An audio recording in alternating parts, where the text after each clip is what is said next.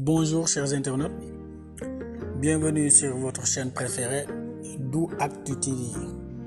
Au micro, vous avez Jean-Marie Tandeng, à la partie technique, Abdou Karim Niang.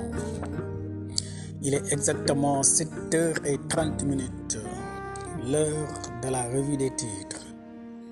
Alors, commençons par le journal Yor Yor, qui nous parle des rapports de la Cour des comptes de 2015 à 2020 et souligne la problématique de la gratuité de l'eau à Touba, de la consommation annuelle de l'administration et d'une estimation de la sénégalaise en eau de plus de 20 milliards. Passons au journal Le Koti Koti Yoli Yoli GM, qui lui revient sur la déclaration hier jeudi 24 mai à Ziguinchor, Adéane, du ministre de l'Industrie et du Commerce, Serigne Gueye Diop, qui annonce la volonté du gouvernement d'installer un agropole dans chaque département, et ceci dans les 5 années à venir. En sport, Aliou Cissé face à la presse aujourd'hui pour publier la liste des joueurs devant découdre face à la RDC et la Mauritanie en juin, en éliminatoire de la Coupe du Monde 2026. Les Échos revient sur Abbas Fall qui avertit les ministres et assène ses vérités aux députés de la majorité. Ne vous attendez pas à un Abbas Fall qui va vous caresser dans le sens du poil.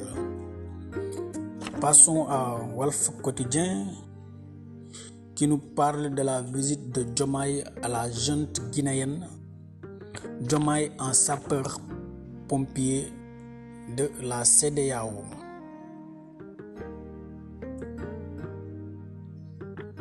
Le journal 2 minutes pour l'essentiel.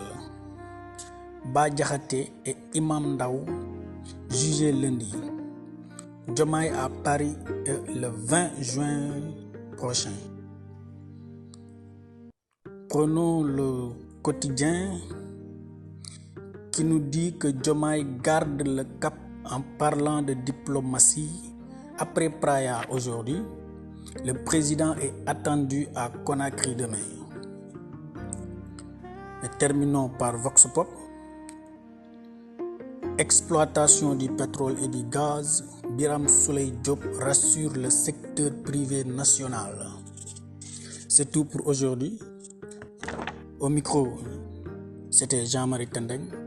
À la technique, Abdou Karim Niang. On se donne rendez-vous demain alors. Inch'Allah.